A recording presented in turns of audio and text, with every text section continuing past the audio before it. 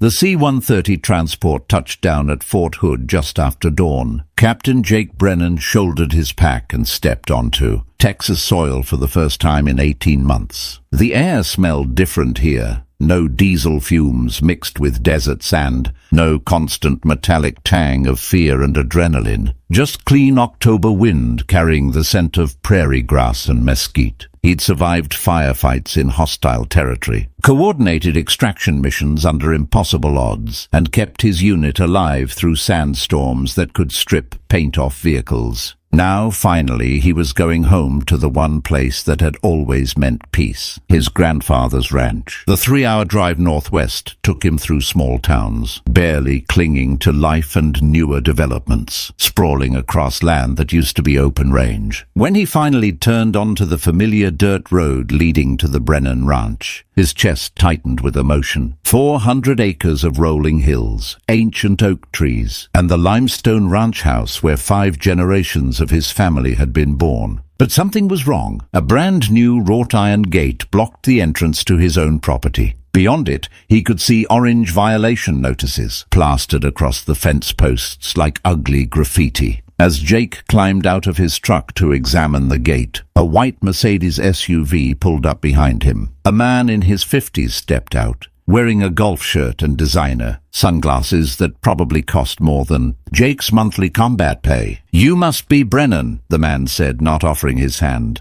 "Damian Cross, president of the Sunset Meadows HOA. I'm glad you're finally here. We have a serious problem to discuss." Jake studied Cross with the same attention he'd give to potential threats in a combat zone. Expensive watch, manicured nails, the kind of confident posture that came from never being told no. Behind Cross's vehicle, Jake noticed the sprawling luxury community that had grown up around his family's land. Mansion-style homes with perfect lawns, a golf course, tennis courts, and a massive clubhouse. "Problem?" Jake asked calmly. Cross pulled out a folder thick with documents. "Your grandfather's property has been in violation of community standards for years. Unpainted fences, unapproved structures, livestock odors affecting property values. The fines have accumulated to $47,000. We've initiated foreclosure proceedings." Jake's jaw tightened, but his voice remained level. "This ranch has been in my family since 1892.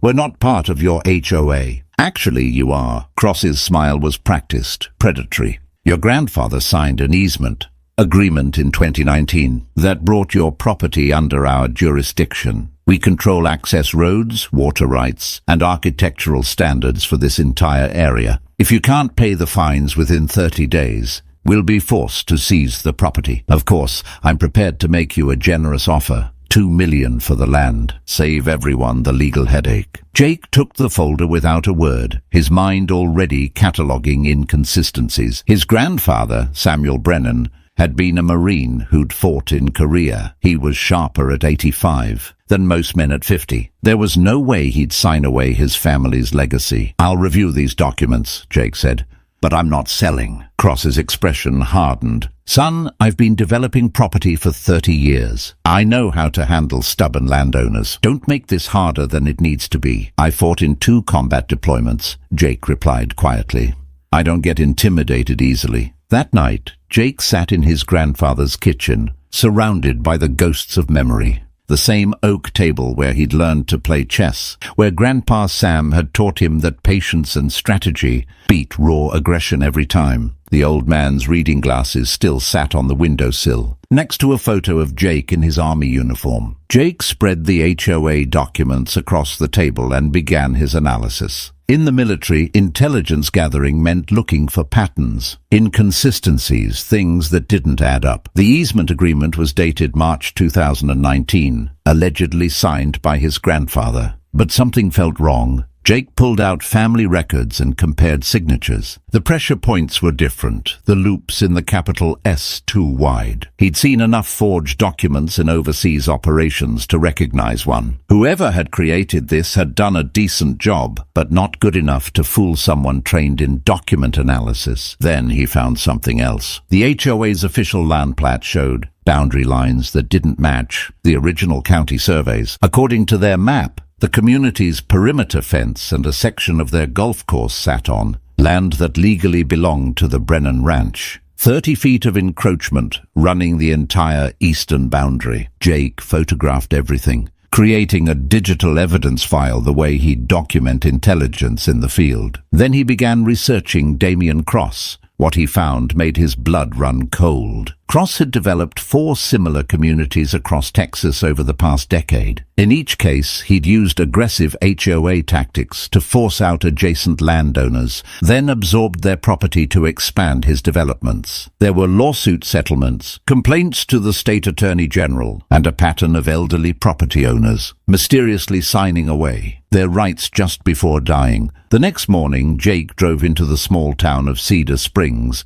where his family had done business for generations. The town had changed. Half the storefronts were empty, the old diner replaced by a Starbucks. But Miller's Hardware still stood on Main Street, run by the same family for 60 years. Tom Miller greeted Jake with a firm handshake and sad eyes. "Your grandpa was a good man, Jake. I'm sorry for your loss. And I'm sorry about what's happening with that HOA. What do you know about it?" Jake asked. Tom glanced around, then lowered his voice. "Cross has been pushing out anyone who won't sell. The Martinez family lost their orchard last year. Same pattern. Forged documents, manufactured fines. Old Mrs. Chen is next. They're trying to take her place over parking violations." He paused. "Your grandfather fought them for 3 years before he passed. He knew something wasn't right, but he didn't have the resources to prove it." Jake found Mrs. Chen's address and drove to a modest farmhouse on the edge of town. The elderly woman answered the door with red-rimmed eyes,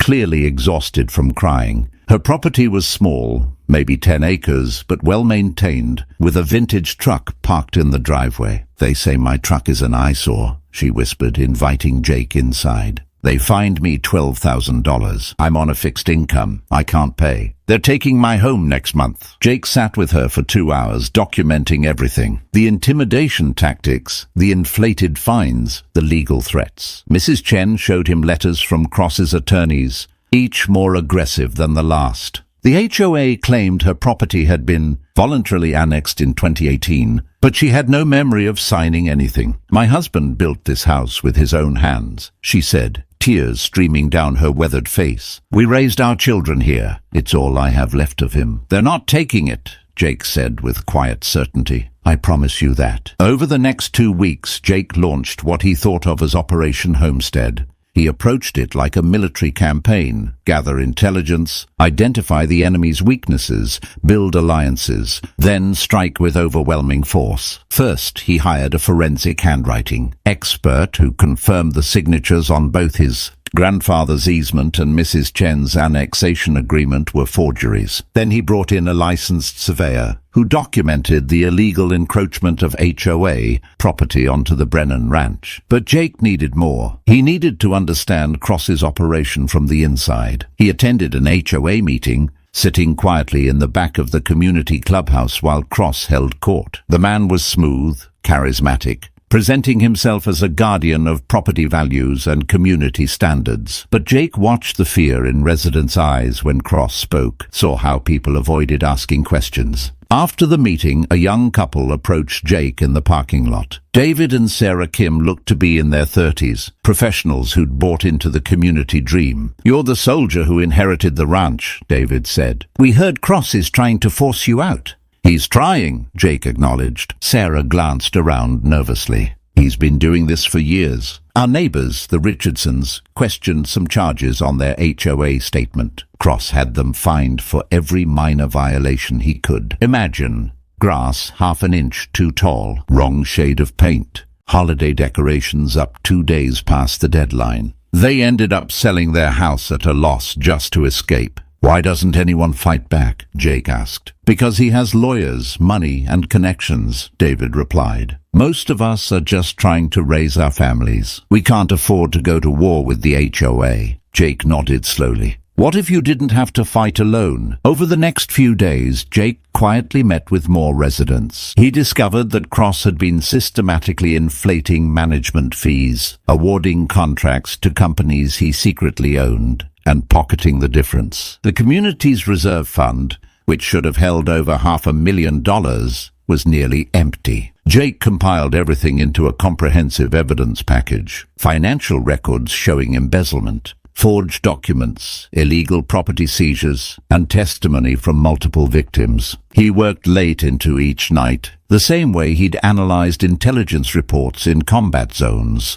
methodical, thorough, leaving no detail unchecked. Then Cross escalated. Jake woke one morning to find his grandfather's barn on fire. By the time the volunteer fire department arrived, the structure was a total loss. The fire marshal's preliminary report suggested arson, accelerant detected, multiple points of origin. That same day, Jake received a visit from two men who claimed to be Hoa Security, but looked more like hired muscle. They delivered a message: sell the property or face criminal charges for trespassing on HOA land, violating community ordinances, and threatening residents. Jake listened calmly, memorizing their faces, their vehicle license plate, every detail. When they finished, he smiled. "You can tell Mr. Cross that I've fought actual terrorists. Amateur intimidation doesn't work on me." After they left, Jake called an old army buddy who now worked as a private investigator.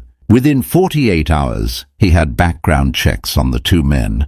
Both had criminal records for assault and had been previously employed by Cross on other development projects. The pieces were falling into place. Jake requested a meeting with Cross, this time at the HOA office. Cross greeted him with false warmth, clearly believing he'd broken Jake's will. "Have you reconsidered my offer?" Cross asked. "I could go as high as 2.2 million. That's more than fair for land in its current condition." "I'm not selling," Jake said, "but I am curious about something. How did you convince my grandfather to sign that easement agreement?" Cross's smile flickered. "Your grandfather was a reasonable man once we explained the benefits of cooperation." "Interesting, because I had a handwriting expert analyze that signature. It's a forgery." The temperature in the room seemed to drop 10 degrees. Cross's expression hardened. "That's a serious accusation, Mr. Brennan. I hope you have lawyers, because defamation suits can be very expensive. I also have a surveyor's report showing your fence and golf course are built on my property, and financial records indicating you've embezzled over $300,000 from the HOA reserve fund." Jake's voice remained calm, almost casual. "Oh, and statements from multiple residents about your intimidation tactics, including the two men you sent to threaten me yesterday." Cross stood abruptly. "Get out of my office." "Not yet." Jake pulled out his phone and showed Cross a photo. "This is the accelerant container found near my barn. It has fingerprints on it. Want to guess whose?" Cross's face went pale. "You can't prove anything." "Actually, I can prove everything. The question is whether you want this to go public, or if you'd prefer to resign quietly and return what you've stolen." "You have no idea who you're dealing with," Cross hissed. "I have connections to the state legislature, to county officials. I'll bury you in legal fees until you're begging to sell." Jake leaned back in his chair. "Mr. Cross, I've spent the last 18 months in places where people actually tried to kill me. I coordinated operations against enemies with real weapons and actual armies. You're just a small-time con artist who preys on elderly people and families who can't fight back." He stood. "But your war is over. You just don't know it yet." 3 days later, Cross called an emergency HOA meeting. The agenda listed one item: final approval for foreclosure on the Brennan Ranch property.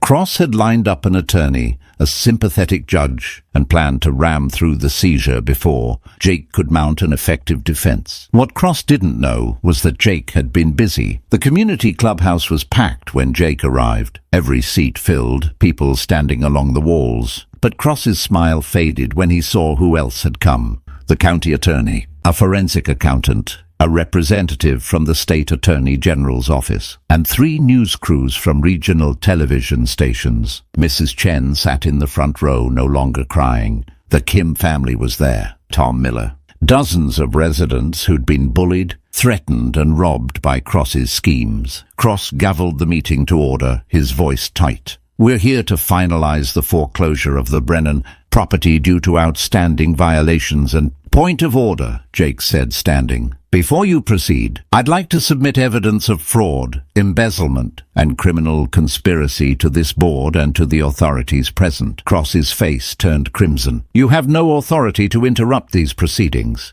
"Actually," the county attorney said, stepping forward, "I'd like to hear what Mr. Brennan has to say." For the next hour, Jake presented his case with military precision. He displayed the forged signatures on the overhead projector, showed the surveyor's report proving illegal encroachment, and revealed financial records documenting years of embezzlement. The forensic accountant testified that Cross had stolen over $300,000 through shell companies and inflated contracts. Residents gasped as they saw evidence of how they'd been manipulated. The news cameras captured everything. Then Jake played his final card. "I've also obtained testimony from the two men Mr. Cross sent to intimidate me. Facing arson and assault charges, they've agreed to cooperate with prosecutors. They've provided details about similar operations Mr. Cross ran in other communities, including threats, property damage, and illegal foreclosures." Cross tried to leave, but the county attorney blocked the door. "Mr. Cross,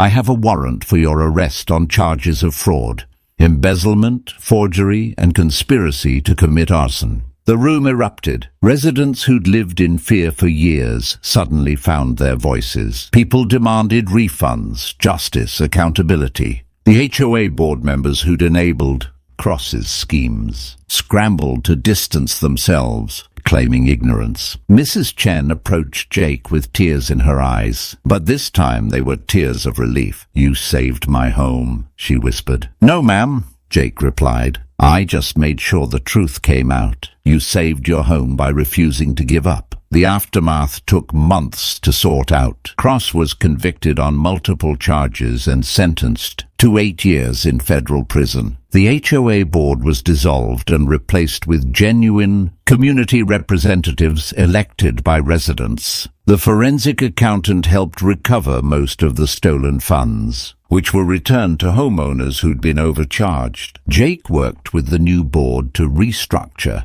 the community's governing documents, ensuring proper oversight and protections against future abuse. The illegal fence was removed. Mrs. Chen's fines were forgiven. The Martinez family filed a civil suit and won back their orchard. 6 months after his return home, Jake stood on the porch of his grandfather's ranch house, watching the sun set over the hills. The barn had been rebuilt, stronger than before. The orange violation notices were gone, replaced by wildflowers growing along the fence line. He'd invited the community for a barbecue, not just the HOA residents, but everyone from Cedar Springs who'd been affected by Cross's corruption. Mrs. Chen arrived in her vintage truck, which she'd proudly parked in her driveway without fear. The Kim family brought their kids, who ran through the fields chasing fireflies. Tom Miller showed up with burgers from the reopened diner downtown, as Jake watched his neighbors laughing and talking, building friendships instead of living in fear. He felt something he hadn't experienced since before his deployment. Genuine peace. Sarah Kim approached with a glass of sweet tea. "You know, when you first came back, some people were scared. They thought you'd be angry, aggressive. But you never were." Jake smiled. "My grandfather taught me that real strength isn't about force. It's about patience, strategy, and standing up for people who can't stand up for themselves. I learned the same thing in the military. The best leaders protect their people. They don't exploit them." "Well, you saved this community," she said. "No," Jake replied, looking out at the gathering. "The community saved itself. I just helped level the playing field. As darkness fell, someone started a bonfire. People gathered around it, sharing stories and making plans for the community's future." Jake noticed the photo of his grandfather still sitting on the windowsill inside, the old man's stern face softened by the firelight. "I kept my promise, Grandpa," Jake whispered. "I protected what you built, and I made sure the people who tried to take it faced justice." The wind rustled through the oak trees, carrying the sound of children's laughter and the smell of mesquite smoke. Jake had fought wars overseas to protect freedom and justice. Turns out, sometimes the most important battles happened right in your own backyard. He'd faced down terrorists, survived firefights, and led men through impossible situations, but helping Mrs. Chen keep her home, watching the Kim kids play without fear, knowing that Cross would never hurt anyone else. That felt like the most important victory of his life. Jake had fought wars before. He'd learned that the real measure of a soldier wasn't just defeating the enemy, but protecting the innocent and standing for what was right, no matter the cost. And as always, he'd won, not through violence or intimidation, but through the same values his grandfather had taught him around this very table: integrity, patience, and the unshakable belief that truth and justice would always defeat corruption in the end. The Brennan Ranch would stand for another 100 years, and the community around it would stand free, protected not by force, but by the same principles Jake had sworn to defend when he put on his uniform: that all people deserved to live without fear, and that those who abused their power would eventually face the consequences of their actions. As the stars emerged over the Texas hills, Jake Brennan smiled. He was finally home.